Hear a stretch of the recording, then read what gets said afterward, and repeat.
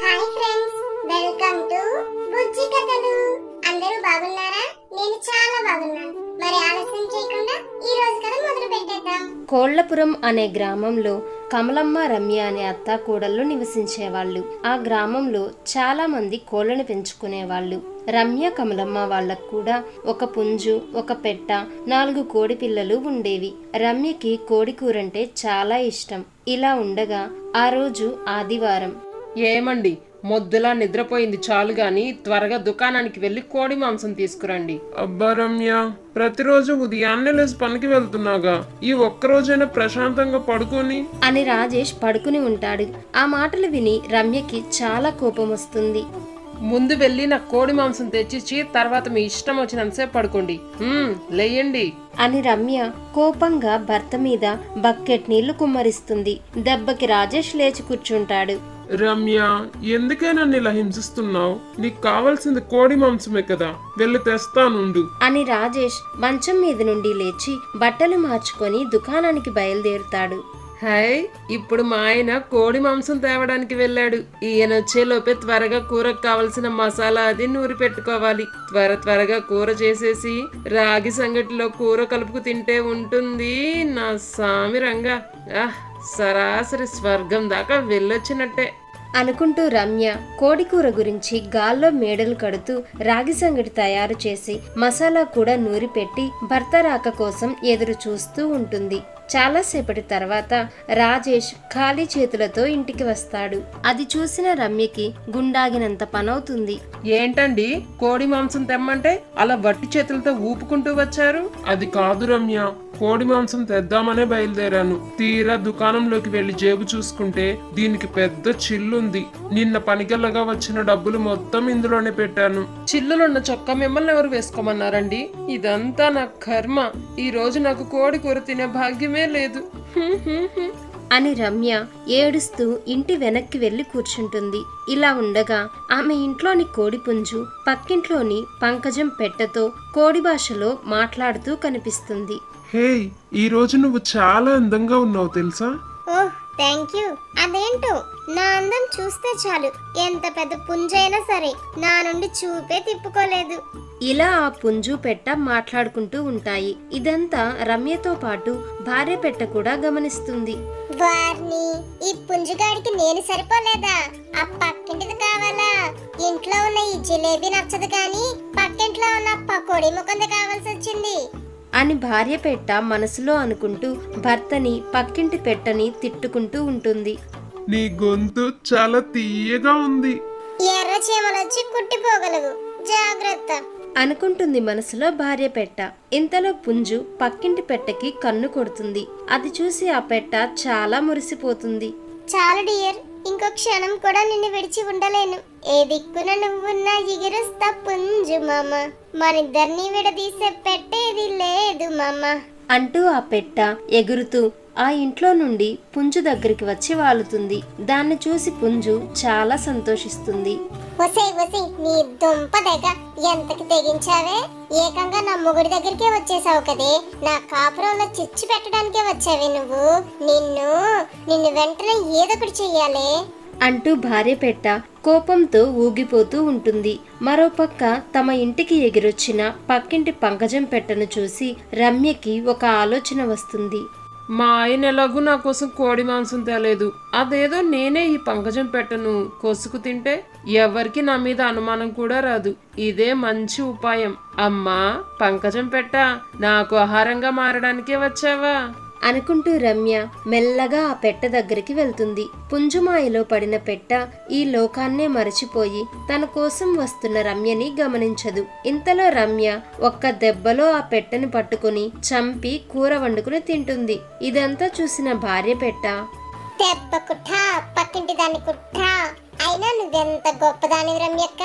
దాన్ని చంపి నా కాపురాన్ని నిలబెట్టావు.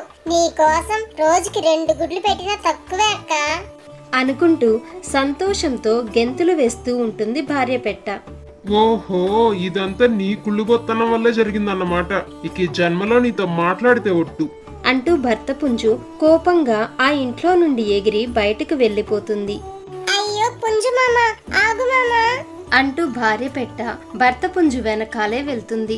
ఇదిలా ఉండగా ఆ రోజు సాయంత్రం తన కోడి కోసం పంకజం ఇల్లిల్లు తిరుగుతూ ఉంటుంది. కానీ ఎక్కడా ఆమెకు కోడి జాడే కనిపించదు. దాంతో ఆమె నిరాశగా ఇల్లు చేరుకుంటుంది. కోసోసి నా కోడి, నా అందాల కోడి, నన్నొదిలి ఎక్కడికి పోయావే నా బంగారు కోడి, అయ్యయ్యో నా కోడి, అయ్యో నా కోడి, ఏ పుంజు నిన్ను ఎగరేసుకుపోయిందో నా వయ్యారి కోడి, ఆ పుంజుకు మాయ రోగం వచ్చిపోతే గాని నువ్వు నా ఇంటికి రావు నా ముద్దుల కోడి అంటూ పంకజం 10 మందికి వినబడేలా పెద్దగా తిట్ల దండకం అందుకుంటుంది. ఈ తిట్లన్నీ విని భయపడిన రమ్య వెంటనే పంకజం ఇంటికి వెళ్తుంది. ఆమె వెనకాలే ఏం జరిగిందో తెలుసుకుందామని అత్త కమలమ్మ కూడా అక్కడికి వెళ్తుంది. బాధపడకండి పెద్దమ్మ, అయినా ఆ కోడిని పుంజు ఎగరేసుకుపోవడం ఏంటి? ఈ పాటికే అది ఎవరొకరి కంచంలో కూరయి ఉంటుంది. అంత ఖచ్చితంగా ఎలా చెప్తున్నావు రమ్య? ఎంతకీ నా కోడిని నువ్వే చంపుకు తిన్నావా ఏంటి? అయ్యయ్యో పెద్దమ్మ, నన్నే అనుమానిస్తున్నారా? ఈ రోజు ఆదివారం కదా అని అలా అన్నానంతే. నిజంగా ఆ కోడిని నేనే చంపి తినుంటే ఇంత ధైర్యంగా మీ ముందుకు రాగలనా అసలు? అది నిజమేలే తల్లి. ఏ ముదనిష్టపతి నా కోడిని తినిందో, ఏ పనికి మాలిన దానికి నా కోడి మీద కళ్ళు పడ్డాయో, దానికి కడుపు నొప్పి రాను, దానికి పక్షవాతం వచ్చి కాలు చెయ్యి పడిపోను, నా కోడిని పొట్టను పెట్టుకున్న దాని పొట్టట పేలను పేలిపోను. అది బాగుపడదు. దరిద్రం చుట్టుకొని ఇల్లిల్లు తిరిగి అడుక్కు తింటుంది. నాదసలే మచ్చల నాలుక. నేనన్నవన్నీ జరుగుతాయి అంటూ పంకజం తిట్టిన తిట్టుని మళ్ళీ తిట్టకుండా నోటికొచ్చినట్టు తిడుతూ ఉంటుంది. చిచ్చి, ఇవేం తిట్లు రా స్వామి, పుట్టి బుద్ధెరిగాక నేనెప్పుడు ఇన్ని తిట్లు వినలేదు అనుకుంటూ ఆ తిట్లకు బెదిరిపోయిన రమ్య ఆమెని ఆపుతూ ఇలా అంటుంది. అంతంత పెద్ద తిట్లు ఎందుకులే పెద్దమ్మా, పాపం మీ తిట్లన్నీ విన్నారంటే ఆ చేసిన వాళ్ళెవరో గాని ఉరిపోసుకుని చేస్తారు. మళ్ళీ ఆ పాపం మీ మెడకు చుట్టుకోవడం ఎందుకు చెప్పండి? ఎంత తిట్టినా నా కడుపులో బాధ మాత్రం తగ్గడం లేదు రమ్య. దాన్ని అలాంటి వాళ్ళని ఏం చేసినా పాపం లేదు వదిన. మధ్యలో అడ్డురాకు రమ్య. నువ్వు తిట్టు వదిన, నీ బాధంతా తగ్గేదాకా తిట్టు. నీకు నోరు నొప్పి పుడితే నాకు చెప్పు, నీ బదులు నేను తిడతాను. అది కాదత్తయ్యా, ఎంతైనా పాపం వాళ్ళు మనుషులే కదా అని అలా అన్నానంతే అంటుంది రమ్య భయంగా. పంకజం మాత్రం తిట్లు ఆపదు. చివరికి విసిగిపోయిన రమ్య, సరే పెద్దమ్మా, మీ అల్లుడికి అన్నం పెట్టే వేలయింది, వస్తాను అని రమ్య గబగబా ఇల్లు చేరుకుంటుంది. కుర్చీలో కూర్చొని పంకజం తిట్టిన తిట్లన్నీ గుర్తు చేసుకుంటూ ఎంతో బాధపడుతూ ఉంటుంది. ఏమే రమ్య, ఆ పంకజం కోడిని చంపింది నువ్వే కదూ? అంటుంది కమలమ్మ రమ్య బాధను గమనించి. ఈ మాటలు విన్న రమ్య ఉలిక్కి పడుతుంది. నేను కాదత్తయ్యా, నేను కాదు, నాకే పాపం తెలీదు. మరి నువ్వెందుకే వాళ్ళనెవరినో తిడితే అంత బాధపడిపోతున్నావు? పైగా దారిలో డబ్బులు పడిపోయాయని ఈ రోజు నా కొడుకు కోడి మాంసం కూడా తేలేదు. మరి నువ్వు కోడి కూర ఎలా వండావే? నిజం చెప్పు. అవునత్తయ్య, పంకజం పెద్దమ్మ కోడిని నేనే చంపి కూర వండాను. ఈ విషయం ఎట్టి పరిస్థితుల్లోనూ ఆమెకు చెప్పొద్దత్తయ్య. ఎవరు చంపారో తెలియకుండానే అన్ని తిట్లు తిట్టింది. అదే నేనని తెలిస్తే చంపి పాతరేస్తుంది. మీ కాళ్ళు పట్టుకుంటాను. పొరపాటును కూడా ఆమెకు చెప్పొద్దత్తయ్య అని రమ్య బాగా ఏడుస్తుంది. ఆమెను చూసిన కమలమ్మకి కోడలిపై జాలి కలుగుతుంది. నేనెందుకు చెప్తానే, నీతో పాటు ఆ కూర మన ఇంట్లో అందరూ తిన్నారుగా. చెప్తే అందరినీ తిట్టిపోయేదు. ఏ మాటకు ఆ మాటే చెప్పుకోవాలి. కోడి కూర రుచి అద్దిరిపోయిందనుకో. ఏమన్నా ఉందా కూర? అందుకే అంటారు, కొన్నదానికన్నా కొట్టేసిన దానికి రుచి ఎక్కువ అని. అవునా అత్తయ్య? Thank you. సర్లే, ఈసారి నుండి ఇలాంటివి చేసేటప్పుడు నాకు ముందుగానే ఒక మాట చెప్పి చెయ్యి. అప్పుడే ఆ గొడవలు మన ఇంటి దాకా రాకుండా చూసుకుంటాను. అలాగే అత్తయ్య అని రమ్య సంతోషిస్తుంది. అలా అలా చిన్నగా రమ్యతో పాటు కమలమ్మ కూడా చేయి కలుపుతుంది. అత్త కోడలిద్దరూ కలిసి ఆ ఊర్లో 4 రోజులకొక కోడిని మాయం చేస్తుంటారు. ఊర్లో అందరూ తమ కోళ్లు ఎలా మాయమవుతున్నాయా అని దిగులు పడుతూ ఉంటారు. అత్త కోడళ్ళు మాత్రం చెరోగంప నెత్తి మీద పెట్టుకుని కోళ్ల వేటకు బయలుదేరేవాళ్లు. తమ పుంజుని ఎరగా వేసి దాని వెనకాలే వెళ్లి పెట్టను పట్టేవాళ్లు. ఒక గంపలో పుంజుని మరో గంపలో పెట్టని పెట్టి వాటిపై చిన్న గంపను బోర్లించి పైనంతా తడిపిన బట్టలు పెట్టేవాళ్లు. ఎవరైనా ఎక్కడికి వెళ్ళొస్తున్నారు అని అడిగితే చెరువుకు వెళ్లి బట్టలు ఉతుక్కొని వస్తున్నాం అని సమాధానం చెప్పేవాళ్లు. దాంతో ఆ ఊరి వాళ్ళకెవ్వరికి అత్త కోడల మీద అనుమానం వచ్చేది కాదు. అలా చాలా రోజులు గడుస్తాయి. దాదాపు మనం ఇప్పటికే ఊర్లోని అందరి ఇళ్లలో నుండి కోళ్లను దొంగతనం చేశాం, ఒక్క గ్రామాధికారి ఇంట్లో నుండి తప్ప. ఇంకెందుకు ఆలస్యం, ఈసారి ఆ గ్రామాధికారి కోడినే దొంగిలిద్దాం. గ్రామాధికారి కోడినా? కొంచెం ఆలోచించండి అత్తయ్య, దొరికిపోతామేమో. ఇప్పటి వరకు దొరికామా ఏమి, ఇక మీదట దొరకడానికి? అయినా ఆ గ్రామాధికారి రామనాథంకి ఒక ప్రేమైన కోడి పెట్టింది చూసావు. ఎప్పుడు తీర్పు చెప్పాలన్నా, ఎక్కడికి వెళ్లాలన్నా దాన్నే చంకలో వేసుకొని తిరుగుతుంటాడు.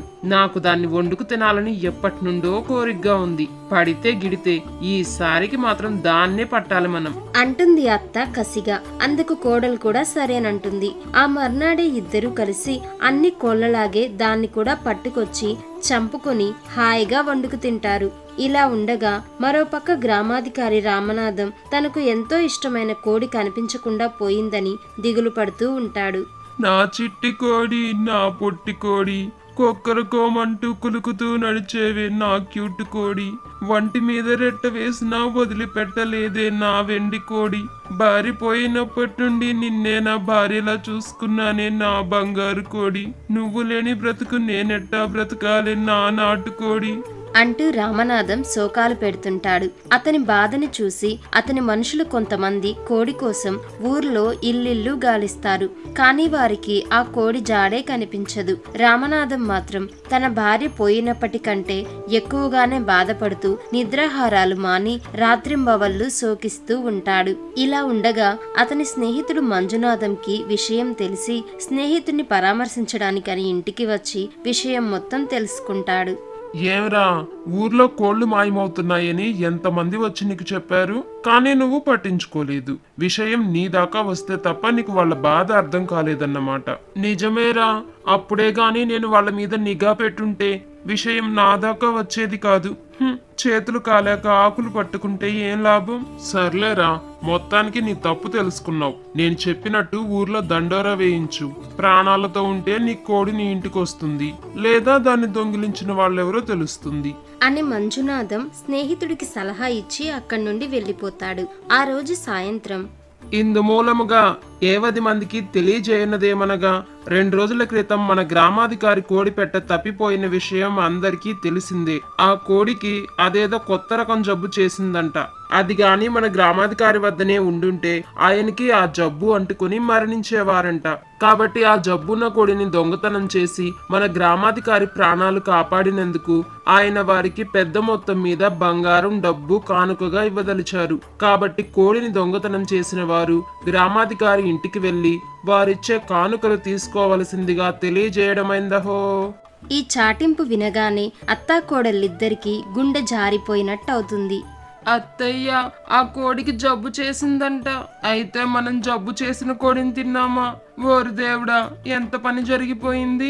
ఇంకా మనం ఎక్కువ కాలం బ్రతకమత్తయ్య. అయినా ఇదంతా మీ వల్లనే వచ్చింది. నేను మొదటి నుండే చెప్తున్నాను ఆ కోడి జోలికి పోవద్దని. నా మాట విన్నారు కాదు. ఏమిటే అంటున్నావు? నా వల్లనా? అసలు ఈ దొంగ కోలను పట్టి తినడం మొదలు పెట్టిందే నువ్వు కదే.